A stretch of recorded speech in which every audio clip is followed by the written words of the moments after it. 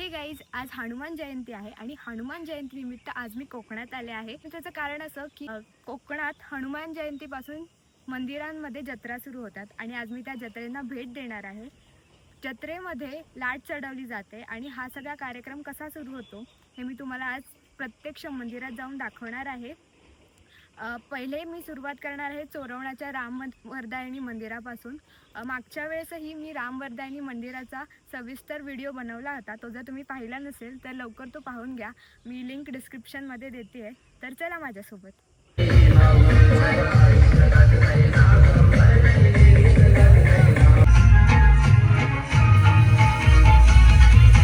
तर आता आपण मंदिरात पोहोचलेलो आहोत आणि तुम्ही बघू शकता किती सुंदर सजावट केलेली आहे मंदिरामध्ये आणि मंदिराच्या आतल्या परिसरामध्ये सुद्धा। आणि श्री रामवरदायिनी देवीचं सुंदर रूप आज आपण पाहू शकतोय। पूर्ण फुलांनी आज सजावट केलेली आहे।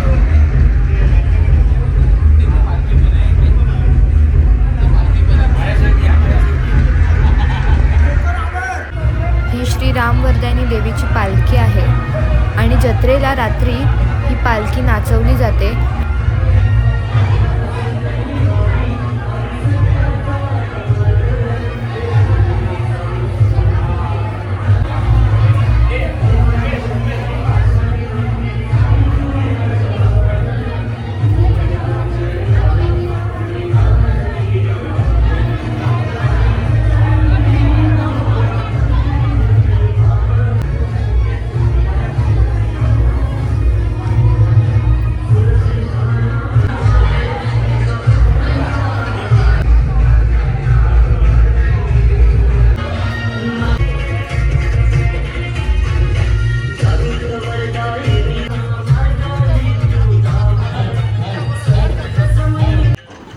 हे बाहेर जे दिसतंय ह्याला लाट म्हणतात। हे जत्रेच्या वेळेसच चढवली जाते। लाट म्हणजे एखाद्या झाडाचं, स्पेशली तर सायाच्या झाडाचं हे लाकूड असतं मजबूत, त्याची पूजा केली जाते आणि मग ती वरती चढवली जाते।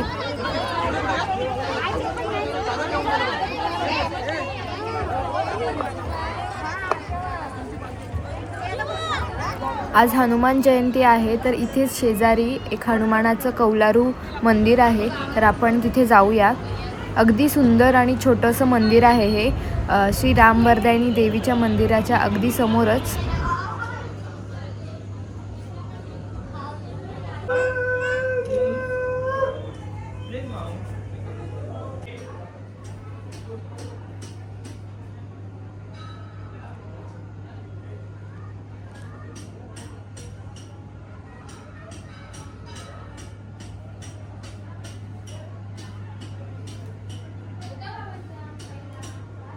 आज पौर्णिमा आहे तर चंद्र किती सुंदर दिसतोय ना। आता आपण महालिंगाच्या मंदिरात जाणार आहोत, जे की धामणन गावामध्ये आहे। इथली जत्रा आपण पाहूया। इथे सुद्धा लाट चढवली आहे। प्रत्येक जत्रेमध्ये मंदिरासमोर लाट चढवली जाते। आता आपण मंदिरात जाऊन बघूया।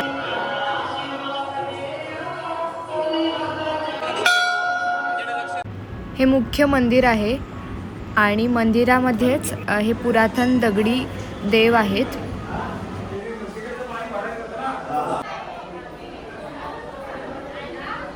कोकणामध्ये देवळांमध्ये बुंदीचा प्रसाद दिला जातो।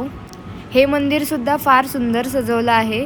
आज जत्रेनिमित्त या मंदिरात सुद्धा बऱ्याच वेगवेगळ्या गावांमधल्या पालख्या येणार आहेत। प्रत्येक गाव ढोल ताशांच्या गजरात पालखी नाचवत नाचवत आणतात। तर चला बघूया।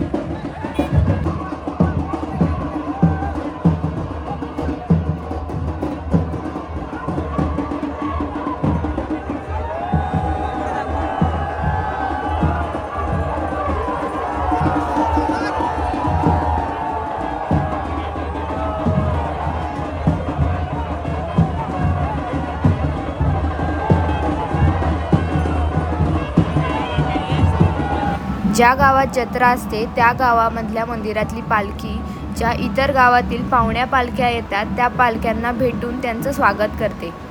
हे असं.